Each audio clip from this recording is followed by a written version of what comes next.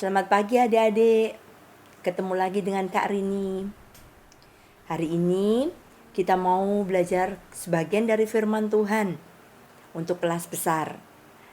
Sebelum kita memulai, kita mau bersehati berdoa, minta Tuhan pimpin, minta Tuhan berikan telinga yang dengar-dengaran, hati yang mau terima firman Tuhan. Mari kita mau sama-sama berdoa. Bapa kami dalam kerajaan surga, kami bersyukur buat kesempatan indah yang Kau berikan buat setiap kami. Meskipun kami tidak berkumpul di satu tempat, tapi kami masih diberi kesempatan untuk beribadah di rumah masing-masing. Terima kasih Tuhan, terima kasih. Pagi ini kami mohon pimpinan Tuhan untuk kami boleh belajar kebenaran firman-Mu. Berikan telinga yang dengar-dengaran, berikan hati yang mau terima kebenaran firman-Mu. Kami mau serahkan waktu ini Tuhan dalam pimpinan-Mu. Dalam nama Tuhan Yesus kami berdoa. Haleluya. Amin. Adik-adik, mari kita mau sama-sama buka Alkitab kita dalam Keluaran pasal yang ke-20 ayat 22 sampai 26.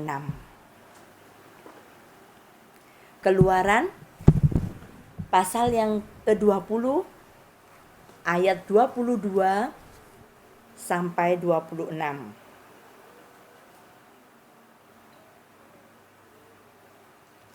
Sudah dapat adik-adik? Kita mau baca sama-sama. Keluaran 20 ayat yang ke-22 sampai ke-26. 1, 2, 3. Peraturan tentang kebaktian. Lalu berfirmanlah Tuhan kepada Musa, "Beginilah kau katakan kepada orang Israel, kamu sendiri telah menyaksikan bahwa aku berbicara dengan kamu dari langit. Janganlah kamu membuat di sampingku ala perak, juga ala emas janganlah kau buat bagimu. Kau buatlah bagiku mezbah dari tanah, dan persembahkanlah di atasnya korban bakaranmu dan korban keselamatanmu, kambing dombamu dan lembu sapimu. Pada setiap tempat yang kutentukan menjadi tempat peringatan bagi namaku, aku akan datang kepadamu dan memberkati engkau.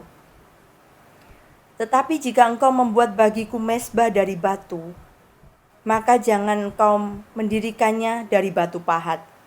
Sebab apabila engkau mengerjakannya dengan beliung, maka engkau melanggar kekudusannya. Juga jangan engkau naik tangga ke atas ke mezbahku, supaya auratmu jangan kelihatan di atasnya. Amin. Adik-adik masih ingat beberapa waktu yang lalu ketika kita sedang beribadah, terutama untuk kelas besar. Nah, yang datang terlambat dapat kalung. Yang nyanyinya ogah-ogahan juga dapat kalung. Yang ngobrol, bergurau dengan teman-teman juga dapat kalung. Serasa ada suatu penghargaan bagi anak-anak yang tidak sungguh-sungguh ketika beribadah. Adik-adik masih ingat? Kakak mau tanya, apa sebenarnya tujuan dari pemberian kalung itu? Apakah kakak-kakak ingin mempermalukan adik-adik? Tidak. Tujuan kami bukan untuk mempermalukan atau menunjukkan kesalahan adik-adik kepada yang lain. Sebenarnya kakak-kakak kepingin adik-adik tertib dan gak salah tujuan ketika datang beribadah ke gereja. Karena datang ke gereja untuk beribadah, sebenarnya adik-adik mau menghadap ke siapa? Menghadap Tuhan loh. Nah, kalau datang dengan santai, bajunya gak rapi, datangnya terlambat, memuji Tuhannya ogah-ogahan, bahkan memuji Tuhannya dengan bergurau. Bagaimana ketika Tuhan melihat semuanya itu? Adik-adik, ibadah itu ada aturannya dan sudah ditetapkan sama Tuhan. Seperti firman yang kita baca hari ini. Semua diatur dan ditentukan oleh Tuhan bagi bangsa Israel. Kalau beberapa minggu, bahkan beberapa bulan yang lalu, adik-adik masih ingat cerita Musa ketika menghadap Tuhan. Yang pertama Tuhan berikan apa? 10 perintah yang harus dilakukan oleh bangsa Israel. Adik-adik masih ingat 10? Coba sebutkan. Adik-adik masih ingat? Ya, dengan perantaraan Musa, Tuhan menyampaikan firman-Nya kepada bangsa Israel. Bahkan, Tuhan juga memberi hukuman dan peraturan tentang beribadah. Ini yang kita pelajari hari ini. Di ayat yang ke-23, coba adik-adik perhatikan. Janganlah kamu membuat di samping ala perak, juga ala emas. Janganlah kau buat bagimu. Tuhan mengingatkan kembali bahwa bangsa Israel tidak boleh membuat Allah lain dalam bentuk apapun. Dalam bentuk perak, dalam bentuk emas. Tidak boleh. Adik-adik tahu ini bahan yang mahal. Kenapa Tuhan tidak bisa digambarkan dengan sesuatu yang mahal? Tuhan adalah Allah yang kudus. Dia tidak bisa disamakan dengan barang meskipun harganya itu mahal. Tuhan gak mau. Tuhan tidak bisa diwujudkan dalam rupa patung, dalam rupa apapun juga. Supaya aku bisa mengenal, supaya aku bisa mengingat bagaimana sih Tuhan itu. Tidak.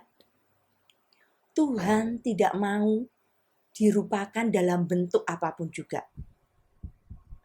Karena Tuhan kita itu adalah kudus. Bahkan di ayat yang ke-25, di situ dikatakan bahwa jangan membuat mezbah yang di atasnya kita mempersembahkan korban itu dari batu yang dipahat. Karena itu melanggar kekudusannya. Adik-adik, meskipun itu terlihat artistik, lebih bagus daripada batu biasa, Kak. Tuhan tidak ingin manusia lebih menonjolkan kepandaiannya, kepintarannya di hadapan Tuhan. Tuhan ingin sesuatu yang murni, sesuatu yang asli dari apa yang diciptakan Tuhan, itu kita bawa di hadapannya. Sehingga manusia tidak bisa membanggakan apapun juga di hadapan Tuhan.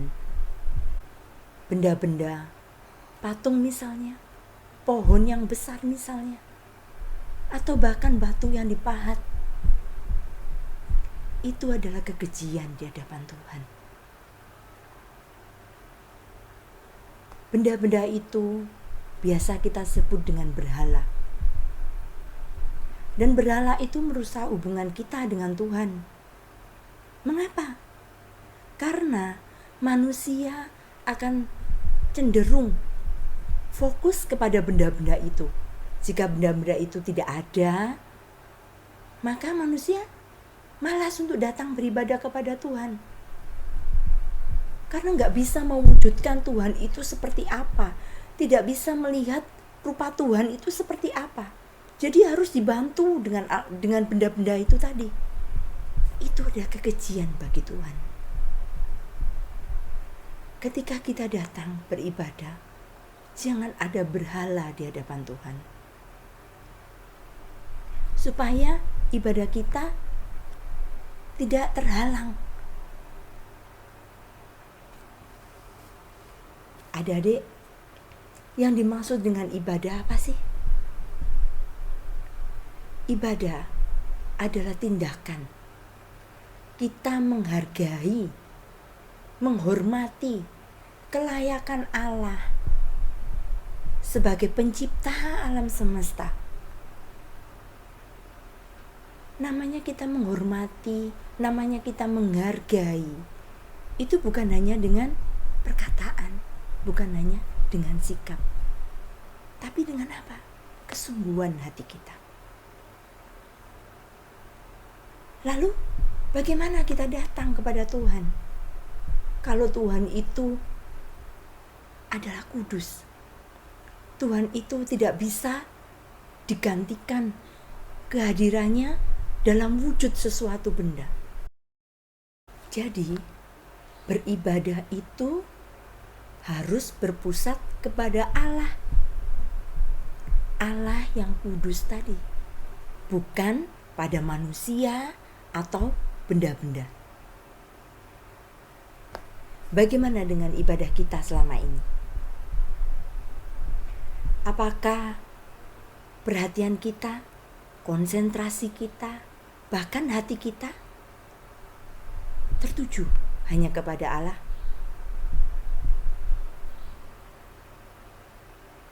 Kehadiran teman, Kak.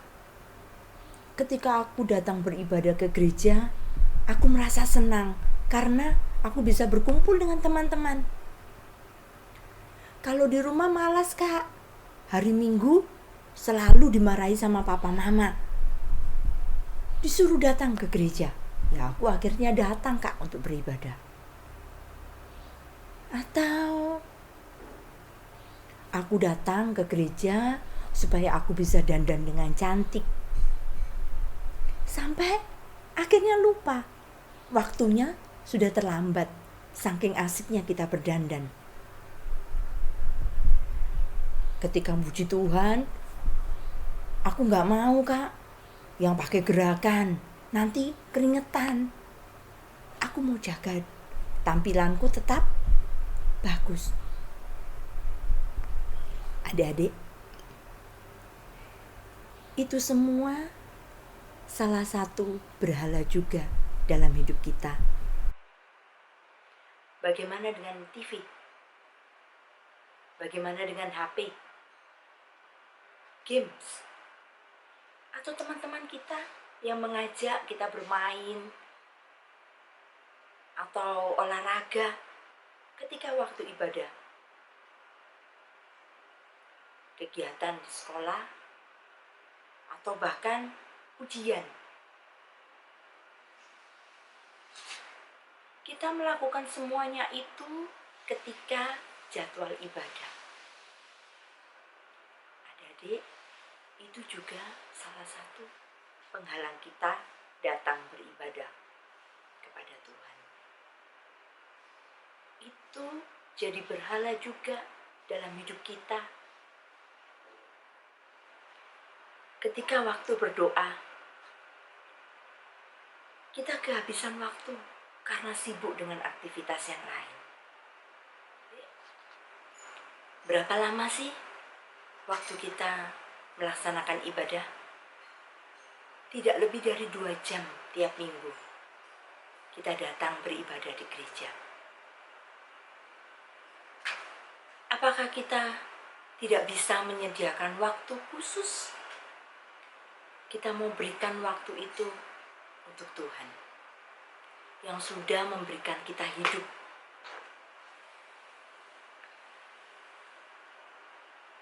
Apakah kita selama ini sudah menyediakan waktu itu?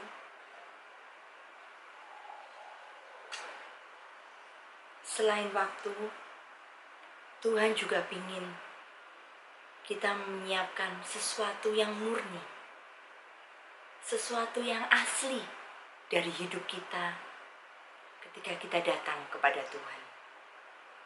Apa itu? Hati. Ketika kita datang kepada Tuhan, kita mau bawa hidup dan hati kita kepada Tuhan, penuh dengan ucapan syukur, mengakui bahwa hanya Tuhan yang berkuasa atas hidup kita. Kita punya pikiran yang harus tetap fokus ketika kita beribadah. Tindakan, sikap kita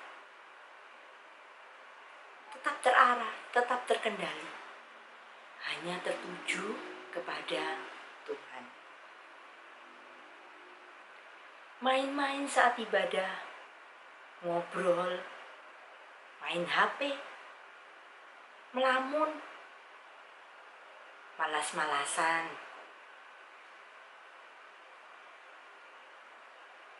apalagi yang kita lakukan selama ini. Mari adik-adik, kita mau koreksi hati kita, mau koreksi tindakan kita. Bagaimana selama ini kita datang beribadah kepada Tuhan? Benarkah dengan hati yang tulus, dengan kerinduan, atau dengan paksaan? Selagi kita masih punya kesempatan, kita bebas datang beribadah kepada Tuhan. Kita masih punya badan yang sehat, kita datang beribadah di gereja. Kita gunakan semuanya itu untuk memberi yang terbaik dari apa yang kita punya, untuk beribadah, untuk memuji dan memuliakan nama Tuhan. Kalau hari-hari ini kita diberi kesempatan hanya beribadah online di rumah, bagaimana sikap kita menghadapinya? Bagaimana kesiapan kita ketika kita datang beribadah online? Ya beda dong kak, kalau di gereja kan ada kakak-kakak. Kalau aku ibadahnya gak bener, aku ada yang negur. Tapi kalau di rumah, nyantai lah kak. Adik-adik, datang beribadah, datang ke hadirat Tuhan, dimanapun kita berada. Kita harus tetap menghormati kehadiran Tuhan. Bukankah kita percaya ketika kita berkumpul di dalam namanya, dalam mezbah kecil di keluarga, atau bahkan di gereja, Tuhan hadir? Ibadah di rumah pun, kita harus tetap menyiapkan hati. Tampilan kita setidaknya rapi. Apakah kita sudah melakukannya selama ini?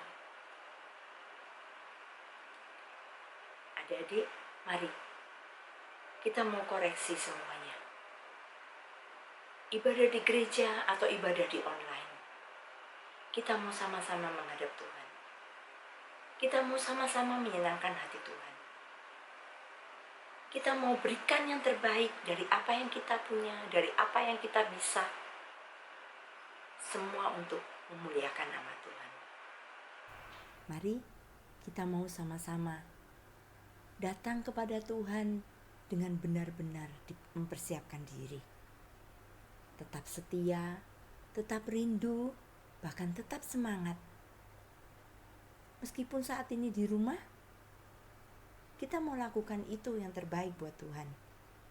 Bahkan sampai nanti ketika kita diberi kesempatan lagi untuk beribadah bersama-sama dengan teman-teman berkumpul di gereja.